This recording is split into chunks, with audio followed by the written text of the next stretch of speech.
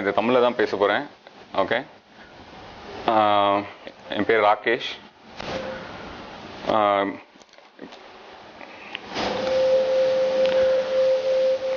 ஏறியதா check பண்ணுங்க சீக்கிரம்.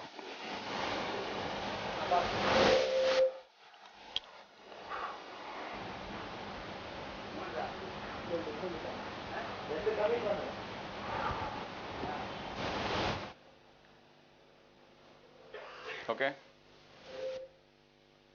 கேக்குதா பாருங்க. ஓகே,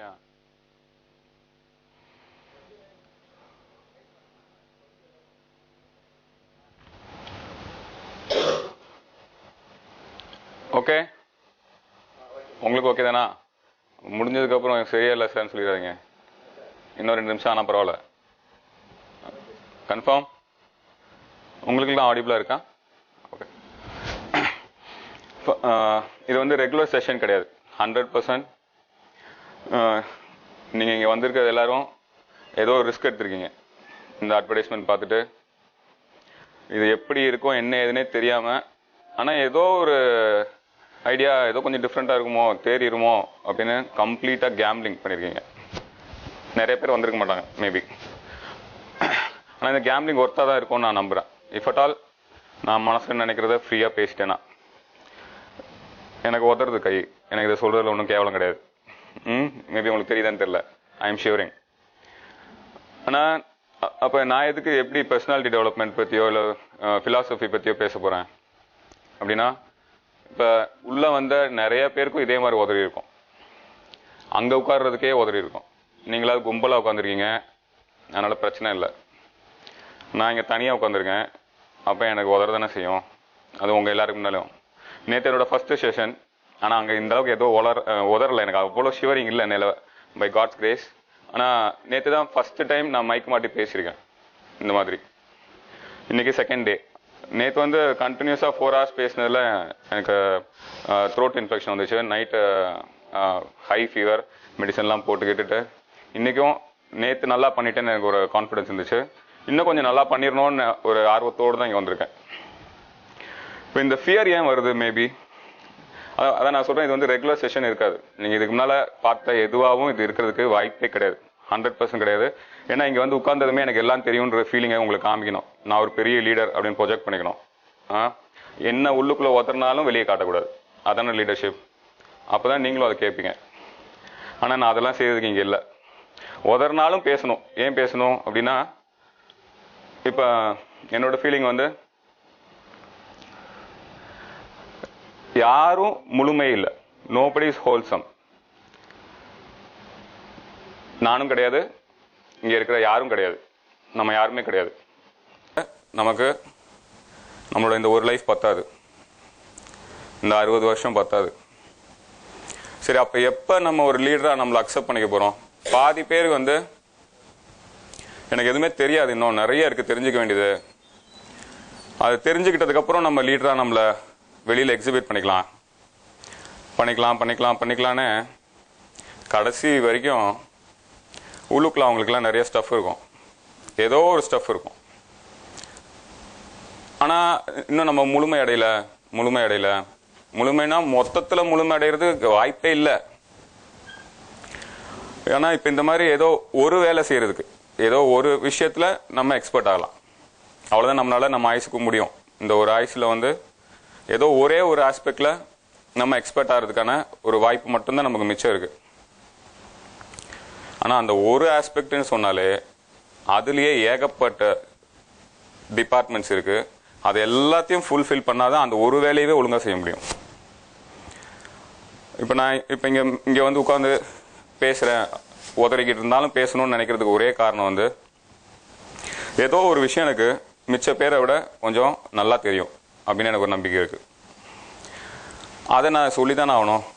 எனக்கு வந்து ஸ்டேஜ் ஃபியர் இருக்கு, இல்லை எனக்குன்னு சில லிமிடேஷன்ஸ் இருக்கு, என்னால் முடியாது, சில விஷயம் என்னால் முடியவே முடியாது. ஆனாலும் இதை நான் செஞ்சு தானே ஆகணும். அப்போ அந்த விஷயத்தெல்லாம் மறைக்கணும்னு அவசியம் இல்லை. நான் பர்சனாலிட்டி டெவலப்மெண்ட்னா இப்போ பொதுவாக என்ன நடக்குது அப்படின்னா, உங்களோட பயத்தெல்லாம் வெளியே காட்டாமல் இருக்கிறது பர்சனாலிட்டி டெவலப்மெண்ட். எல்லாம் தெரிஞ்ச மாதிரி ஆக்ட் பண்ணுறது பர்சனாலிட்டி டெவலப்மெண்ட். ஆனால் என்னை பொறுத்த வரைக்கும் பர்சனாலிட்டி டெவலப்மெண்ட்னு ஏதாவது ஒன்று இருந்துச்சுன்னா அது என்னவா இருக்க முடியும்னா, நீங்கள் என்ன செய்யணும்னு நினைக்கிறீங்க, உங்களுக்குள்ள என்ன இருக்கு, எதை எக்ஸ்பிரஸ் பண்ணணும்னு நினைக்கிறீங்க, உங்களுக்குள்ள எது பெஸ்ட்டாக இருக்கு, அந்த பெஸ்ட்டை வெளியே கொண்டு வர்றதுக்கு எது உபயோகமாக இருக்கோ அதுதான் பர்சனாலிட்டி டெவலப்மெண்ட்டாக இருக்க முடியும். வேற நடிக்கிறது பர்சனாலிட்டி டெவலப்மெண்ட்டாக இருக்க போகிறதில்ல. ஆனால் எனக்கு தெரிஞ்ச வரைக்கும் இன் ஜென்ரல் பர்சனாலிட்டி டெவலப்மெண்ட் எல்லாம் எப்படி இருக்குன்னா, நம்ம மேலே யாரும் குற்றம் கண்டுபிடிச்சிடக்கூடாமல் இருக்கிறதுக்கு என்ன செய்யறது, கான்சென்ட்ரேஷன் ஃபுல்லாக அதுலேயே இருக்கு. 3 மணி நேரம் ஒருத்தர் லெக்சர் கொடுத்தாருன்னா அந்த லெக்சர் முழுக்க தன்னை ஒரு பெரிய ஆளு, தான் ஒரு பெரிய லீடர் அப்படின்னு ஒரு ப்ரொஜெக்ஷனை கொடுக்கறதுக்கு என்னெல்லாம் செய்ய முடியுமோ அவர் செய்கிறாரு. எதிர்க்க உட்கார்ந்து இருக்கிறவங்க யாராக இருந்தாலும் சரி, நம்மளோட கான்ஷியஸ் மைண்டில் நீங்கள் அவங்கள பார்க்கும்போது இமீடியட்டாக நீங்கள் உள்ளுக்குள்ளே போய் உங்களோட சப்கான்ஷியஸ் மைண்டோட ரிலேட் பண்ணி, சப்கான்ஷியஸ் மைண்ட்னா உங்களோட இவ்வளோ நாள் அனுபவம், எத்தனை ஸ்பீச் கேட்டிருப்பீங்க, எத்தனை கிளாஸ் அட்டன் பண்ணியிருப்பீங்க, எத்தனை அனுபவம் இருக்கோ அதோட உள்ளே போய் ரிலேட் பண்ணி உடனே வெளியே வந்து இவன் நல்லவனா கெட்டவனா, இவன் பேசுறது கரெக்டாக தப்பான்னு உடனே ஜட்மெண்ட்டுக்கு அவ்வளோ சீக்கிரமாக யாராலும் வர முடியாது. It takes lot of time. அதுக்கும் நிறைய எக்ஸ்பீரியன்ஸ் வேணும். உடனே நீங்கள் ரிலேட் பண்ணி டக்குன்னு இமீடியட்டாக ஸ்பான்டேனியஸாக புரிஞ்சுக்கிறதுக்கு. அதனால என்ன ஆகும், இந்த கான்ஷியஸ் மைண்டில் நீங்கள் என்னை பார்க்கும்போது ஏதோ 1-2 விஷயத்தில் இம்ப்ரெஸ் ஆயிடுவீங்க. பரவாயில்ல உண்மையை சொல்லிட்டான் வந்ததுமே உதருதுன்னு, அதனால இம்ப்ரெஸ் ஆயிடும். இல்லைன்னா உதறிக்கிட்டு இருக்கு, இவன் எல்லாம் எதுக்கு பேசுறான், இதுக்கு வேற இத்தனை பேர் கூப்பிட்டு வச்சிருக்கான், ஹாலே ஃபுல் ஆகல, 20 பேர் தான் இருக்கும், பேசாமல் வெளியே போயிடும். இந்த மாதிரி ஏதோ ஒரு காரணத்துக்காக ஒரு ஜட்மெண்ட்டுக்கு வந்துடும். அது கான்ஷியஸ் மைண்டோட வேலை. ஆனால் சப்கான்ஷியஸ் மைண்டுன்றதை என்னை பொறுத்த வரைக்கும் இன்னைக்கு இதெல்லாம் அப்சர்வ் பண்ணியிருக்கீங்க. ஒருவேளை இந்த ஈவெண்ட் முழுக்க கேட்டு முடிச்சிட்டிங்க. இங்கே உங்களுக்கு என்ன மாதிரி ஒரு ஜட்மெண்ட் வந்திருந்தாலும் நீங்கள் நைட்டு போய் நீங்கள் தூங்கிடுவீங்க. தூக்கத்தில் நமக்கு தெரிஞ்சு கொஞ்சம் நமக்கு சுத்தமாக தெரியாமையே இன்னைக்கு நடந்த ஈவெண்ட்ஸ் எல்லாம் உங்கள் லைஃப்பில் இன்னைக்கு என்னென்னலாம் நடந்துச்சோ அது எல்லாத்தையும் உள்ளேருந்து எடுக்கும். எல்லாத்தையும் உள்ளேருந்து எடுத்து அது திரும்ப எல்லாத்தையும் ப்ராசஸ் பண்ணி பார்க்கும். இன்னைக்கு என்ன நடந்துச்சு, எங்கே போனோம், யார் என்ன பேசினாங்க, என்ன நடந்துச்சுன்னு ப்ராசஸ் பண்ணும். அந்த ப்ராசஸ்லேருந்து ஒரு எக்ஸ்ட்ராக்ட் எடுக்கும். அந்த எக்ஸ்ட்ராக்ட் நாளைக்கு காலையில் சொல்லும், நான் நல்லவன் கெட்டவன், அவன் பேசினதில் உண்மை இருக்குது, உண்மை இல்லை, பொய் இருக்குது, அவன் நடிச்சிருக்கான் அப்படின்றத அதுதான் சொல்லும். அதான் என்னோட பிலீஃப். ஸோ நான் வந்து இந்த மாதிரி லீடர்ஸ் வந்து நான் பார்க்குறது வந்து 2 விதமான லீடர்ஸ் இருக்காங்க. நம்மளோட இந்தியன் லீடர்ஸ் பொதுவாக பொலிட்டிக்கல் லீடர்ஸ், அதே மாதிரி சைனீஸ் லீடர்ஸ், இவங்களெல்லாம் இந்த மாதிரி ஸ்டேஜில் பார்த்தா அவங்கள லீடர்னே மதிக்க மாட்டோம் நம்ம பொதுவாக. மேபி அதில் 1-2 லீடர்ஸ் மதிக்கிறது மாதிரி இருக்கும். நான் சொல்கிறது வந்து எனக்கு இது கிளியராக தெரியும்னு சொல்லலை. நானும் ஒரு லேமனாக பார்க்கும்போது நம்மளோட லீடர்ஸ் இப்போ மன்மோகன் சிங், அதுக்கு முன்னால் மேபி விபி சிங், அந்த மாதிரி எந்த சிங் யோசிச்சு பார்த்துருந்தாலும் மேபி எனி லீடர் பார்த்தீங்கன்னா அவங்க they never project them on a stage as a big leader. ஆனால் இப்போ நமக்கு தெரிஞ்சு அமெரிக்கன் லீடர் ஒபாமா, அவர் 6 அடி உயரம் இருக்காரு. அதே மாதிரி எனக்கு இன்னொன்று நல்லா தெரியும். இப்போ நான் வெளியில் உட்காந்துருந்தேன், என்னை தாண்டி எல்லாரும் வந்திருக்கும் போது ஐயோ ஹைட்டாக இருக்கான், 6 அடி இருப்பான், நல்லா இன் பண்ணியிருக்கான், ஷர்ட்லாம் நல்லா போட்டிருக்கான், ஸ்மார்ட்டாக இருக்கான், இந்த ஃபிசிக்கை பார்த்து பயந்துருக்கலாம் நீங்கள். நானும் அதே டெம்போவை மெயின்டைன் பண்ணியிருக்கலாம். என்னால் அது முடியாது. நான் சொன்னேன்ல, நான் ஹோல்சம் இல்லை. நான் இங்கே வந்து உட்காந்துருக்கிறதுக்கு ஒரே காரணம், நான் உண்மையை பார்க்குறேன். எவ்வளோக்கு எவ்வளோ கஷ்டப்பட்டு உண்மையை பார்க்க முடியுமோ அவ்வளோக்கு எவ்வளோ பார்க்கணும். That is philosophy. ஸோ நான் என்னை அப்படியே வளர்த்துருக்கேன். அப்புறம் இங்கே வந்து இப்போ நேற்று ஈவெண்ட்டில் கூட எனக்கு நல்ல ஃபீட்பேக் இருந்துச்சு. மேபி நான் என்னோட ஃபஸ்ட்டு செஷன்றனால கொஞ்சம் மொமெண்டம் கொஞ்சம் கம்மியாக இருந்திருக்கலாம். ஆனால் எல்லாருமே யாரும் காசை ரீஃபண்ட் கொடுன்னு கேட்கல. ஸோ அந்த இடத்துல இல்லைனா இந்த முத வந்ததுக்கு ஒரு அடி அடிச்சு இல்லை செருப்பு எடுத்து போட்டு இல்லைன்னா அட்லீஸ்ட் பஸ்ஸு பிடிச்சோம் அந்த காசு கொடுறானாவது யாரும் கேட்டுக்கணும். அப்படிலாம் இல்லை. நிறைய பேர் ஸ்டேஜ் ஏறி வந்து என்னை ஹக் பண்ணாங்க. ஓகே, இடையில 1-2 பேர் கிரிட்டிக்ஸ் ஏதோ பேசினாங்க. அது வந்து எல்லாரையும் சாட்டிஸ்ஃபை பண்ண முடியாது. நான் இந்த ஸ்பாட்டுக்கு என்னை கொண்டு வந்துக்கணும்னு எனக்கு அவசியம் கிடையாது. உண்மையிலே பர்சனலாக நான் நல்ல வாழ்க்கை வாழலாம். நான் சொன்ன மாதிரி என்னோட பர்சனாலிட்டி லோட்லோஸ்க்கு எல்லாம் வச்சு வேறு விதமான லைஃப்பை நானும் காமனாக டே டு டே லைஃப்பை நல்லா சந்தோஷமாக என்ஜாய் பண்ண வேண்டியவன். பண்ணதுக்கான எபிலிட்டிஸ் இருக்குது, எல்லாம் இருக்குது. ஆனால் அதையும் தாண்டி இந்த வேலை செய்கிறதுக்கு நான் முடிவு பண்ணது வந்து ஒரே விஷயம். I definitely strongly believe I am an expert. In one aspect. அதே மாதிரி இப்போ நீங்கள் எல்லாரும் இங்கே இருக்கீங்க, நானும் வந்து இங்கே வரணும்னு நினச்ச எல்லாருமே தே மஸ்ட் பி அடல்ட். அதுவும் எல்லாம் தெரியும்னு நினைக்கிறவங்க தான் இங்கே வரணும். எனக்கு ஆல்ரெடி எனக்கு இப்போ எல்லாம் தெரியும்னு நினைக்கிறவங்க தான் இங்கே வரணும். ஏன்னா அவங்களுக்கு தான் இப்போ என்னென்ன இன்னும் தேவைன்றது புரியும், என்னென்ன நம்மக்கிட்ட இல்லை அப்படிங்கிறது இங்கே ஏதாவது புரியும்னு எனக்கு ஒரு நம்பிக்கை இருக்கு.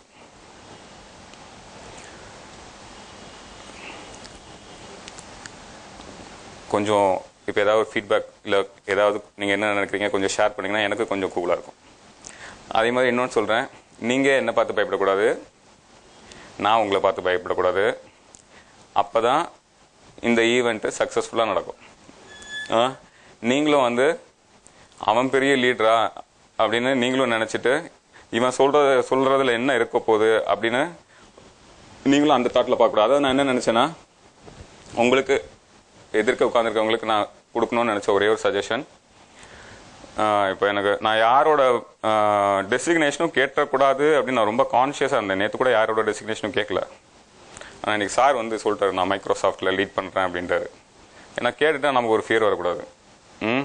என்னை பொறுத்த வரைக்கும் எல்லாரும் மனுஷங்க. Nobody is wholesome. யாரும் முழுமை கிடையாது.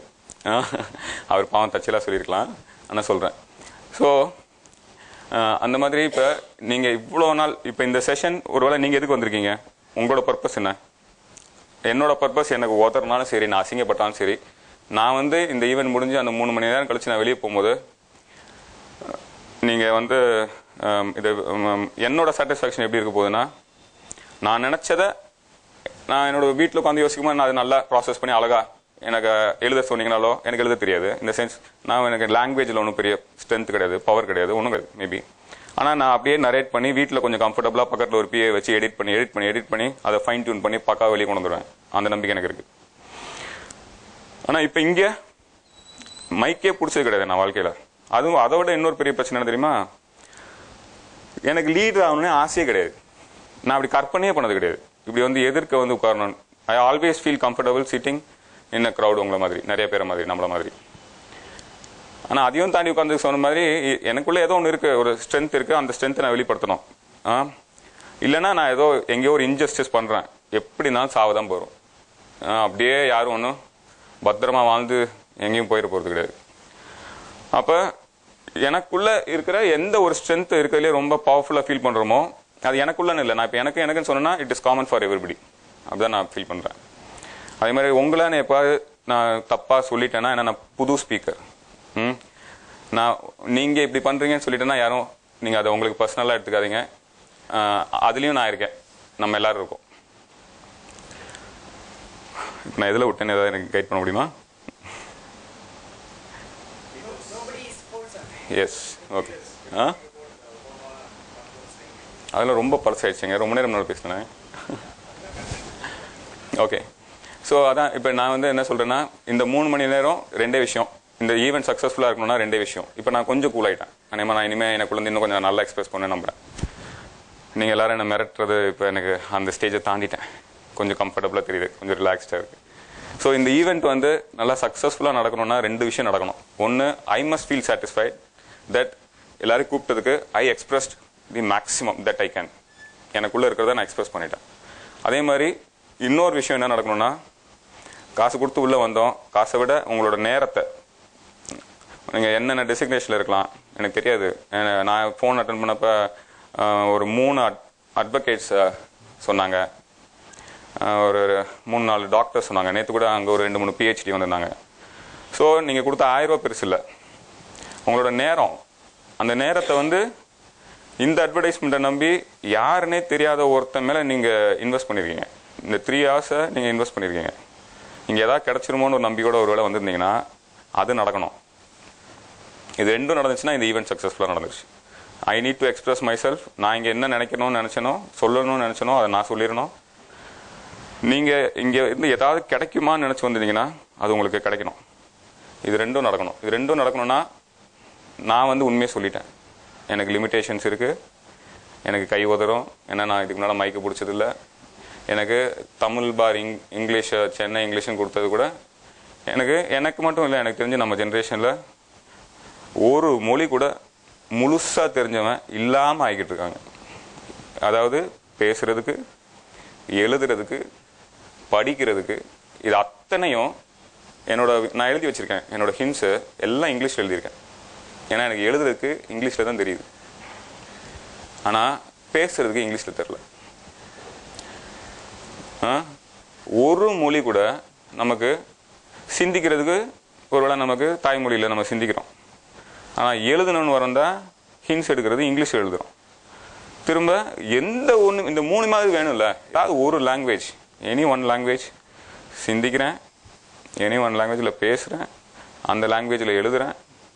அந்த மாதிரி எல்லாமே இருக்கோம். நமக்கு நம்ம சொசைட்டி வந்து என்ன மட்டும் இல்லை, நிறைய பேர் இந்த ஜென்ரேஷன் எப்படி மோல்ட் பண்ணிக்கிட்டு இருக்கு அப்படின்னா, உனக்கு எந்த ஒரு மொழியும் முழுசாக தெரியாது. இப்போ அதுதான் என்னோட பிரச்சனையும் மேபி. ஸோ லாங்குவேஜ்லேயும் ப்ராப்ளம் இருக்குது. ஓகே, நான் ஒரு இன்ட்ரா கொடுத்தேன். அதை நான் உங்களுக்கு சஜஷன் என்ன சொல்கிறேன்னா, உங்களுக்கு இது பிரயோஜனமாக இருக்கணும்னா உங்களோட டெசிக்னேஷன், உங்களோட இவ்வளோ நாள் எக்ஸ்பீரியன்ஸ் அத்தனையும் அப்படியே கண்ணை மூடி, உண்மையிலே கண்ணை மூடி ஒரு நிமிஷம் அது எல்லாத்தையும் கலட்டி வெளியில் அந்த இடத்துல செப்பலை கழட்டி போட்ட மாதிரி நினச்சிக்கோங்க. எல்லாத்தையும் கலட்டி தூக்கி அந்த இடத்துல செப்பலை கழட்டி போட்ட இடத்துல உங்களோட அனுபவம், எல்லா லொட்டுலோஸ்கையும், உங்களோட டெசிக்னேஷன், அந்த ஈகோ எல்லாருக்கும் இருக்கும். மேபி அது ஈகோ அந்த சப்ஜெக்ட்லாம் ரொம்ப பெருசு, அதெல்லாம் நம்ம போகணும், அதெல்லாம் எனக்கு தனி செஷன் ஆகும். ஸோ கொஞ்ச நேரம் குழந்தையா இருங்க. இந்த 3 மணி நேரம் குழந்தையா இருக்க ட்ரை பண்ணுங்க. இந்த ஜென் பழமொழியில் சொன்ன மாதிரி ஒரு ஓப்பன் கப், அந்த டீ கப் மாதிரி நீங்கள் உங்களை வச்சுக்காதான் அட்லீஸ்ட் உங்கள் கான்ஷியஸ் மைண்டுக்குள்ளேயாவது நான் பேசுனது ஏதாவது போகும். அதுக்கப்புறம் தான் அது சப்கான்ஷியஸ் மைண்டுக்கு போகிறதுக்கான வாய்ப்பு உருவாக்கும். நீங்கள் இப்போவே ஒரு கன்க்ளூஷனோட பார்க்க ஆரம்பிச்சிங்கன்னா உள்ளுக்குள்ளேயே எதுவுமே போகாமல் போயிடும். எல்லோரும் ரெடியா? அதுக்கு எல்லோரும் கழட்டி வச்சிட்டிங்களா? கொஞ்சம் என்ன கொஞ்சம் ஃப்ரீயாக்குங்களேன், இன்னும் கொஞ்சம் நான் நல்லா பேசுறது. கம்யூனிகேட் பண்ணுங்க. நான் மேலே தனியாக இருந்தாலும் பரவாயில்ல, எல்லாரும் கம்யூனிகேட் பண்ணலாம். என்கிட்ட பேசுங்க. வந்திருக்கீங்களா? Okay, done. நம்ம எல்லாரும் ஒன்று தானே? ஷுர். என் இன்ட்ரோடக்ஷன் பிடிச்சிருந்ததா? ஓகே, சரி. நானும் கொஞ்சம் ரிலாக்ஸ் ஆகிட்டேன். இல்லை, நீங்கள் அதான் முதவே கேம்பிள் பண்ணிட்டீங்கன்னு சொல்லிட்டேனே. கேம்பிள். ஓகே, இப்போ நான் இன்னும் கொஞ்சம் கூலாக இருக்கேன். ஆனால் எனக்கு உள்ளே இருக்கிறது நான் தான் சொல்கிறேன். எனக்கு உள்ளே இருக்கிறதுல எனக்கு எந்த டவுட்டும் இல்லை. ஆனால் நான் அது இப்போ உங்களுக்கு அழகாக சொல்லணும். அது எனக்கு அந்த ஒரு பொறுப்பு இருக்குது, அந்த பயம் இருக்குது. எனக்கு நான் சொல்லாமல் விட்டுருணுன்ற பயம் இருக்குது. ஸோ அதுக்கு தான் நீங்கள் என்னக்குள்ளே வச்சுக்கோங்க. அப்போ தான் இந்த ஈவென்ட் ஜெயிக்கும். தேங்க்யூ. இதுதான் முதல்ல எதிர்பார்த்தேன். ஒரு நாலு கிளாப் பண்ணிங்கன்னா எனக்கு கொஞ்சம் எனர்ஜி கிடைக்கும். ஓகே, கண்டிப்பாக. அப்போ நானும் இப்போ வந்து எனக்கு இன்னும் கொஞ்சம் என்த்து இருக்குது, அது மட்டும் என்னால் பேச முடியல. ஆனால் கிழிஞ்சாலும் பரவாயில்ல.